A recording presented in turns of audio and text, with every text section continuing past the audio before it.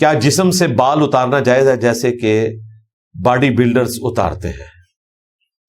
Body builders جو اتارتے ہیں نا جی، اپنے ساتھ ظلم ہی کر رہے ہوتے ہیں وقتی طور پہ، بعد میں تو ظاہر ہے پوری زندگی انہوں نے یہ کام تو کرنا نہیں ہوتا۔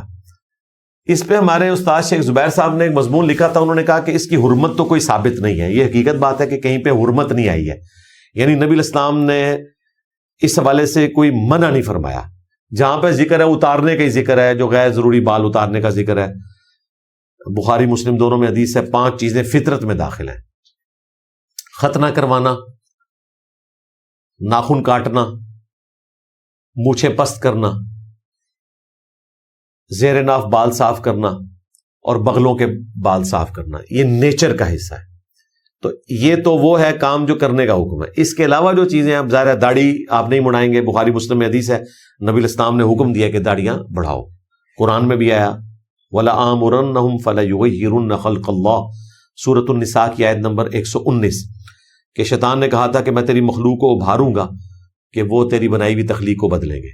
مرد کو اللہ نے داڑھی دی ہے، یہ اس کی تخلیق کا حصہ ہے، اس تخلیق کو آپ نہیں بدل سکتے۔ ہاں، جہاں تخلیق بدلنے کا حکم ہے وہ کون سا ہے؟ ختنہ، ناخن، وہاں تخلیق بدلنا فطرت ہے۔ مسلم شریف میں تو ہے 10 چیزیں فطرت سے، ان میں داڑھی بھی شامل ہے، کلی کرنا، ناک میں پانی چڑھانا، استنجا کرنا، یہ ساری چیزیں، مسواک بھی شامل ہے، یہ فطرت میں داخل ہے۔ یعنی صفائی جو صحیح مسلم میں ہے کہ نصف ایمان ہے، یہ اس کی وجہ سے یہ ساری چیزیں فطرت میں داخل ہیں۔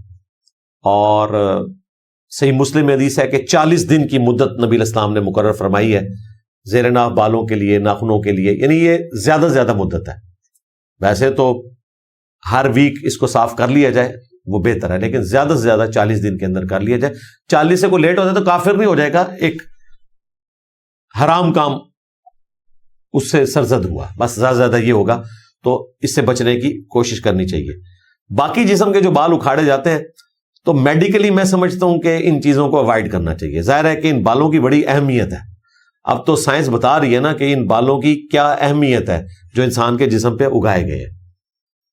ان کے ساتھ کئی چیزیں انسان کی ایڈریس ہوتی ہیں۔ کئی لوگ ایسے ہیں جن کو چہرے پر دانے نکلتے تھے، داڑھی رکھی ہے، دانے نکلنا بند ہو گئے، چہرہ صاف ہو گیا بالکل۔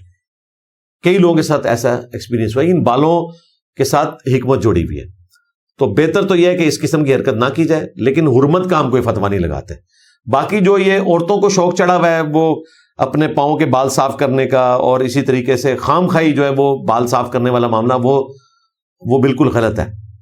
ہاں، عورت کے چہرے پہ بال نکل آئے، مونچھیں نکل آئے، داڑھی تھوڑی بہت نکل آئی تو وہ ریموو کرے گی، کیونکہ عورت کو اللہ نے داڑھی نہیں دی ہوئی ہے، اس کا داڑھی کو ریموو کرنا فطرت ہے، اور مرد کا داڑھی رکھنا فطرت ہے، تو وہ معاملہ اپنی جگہ۔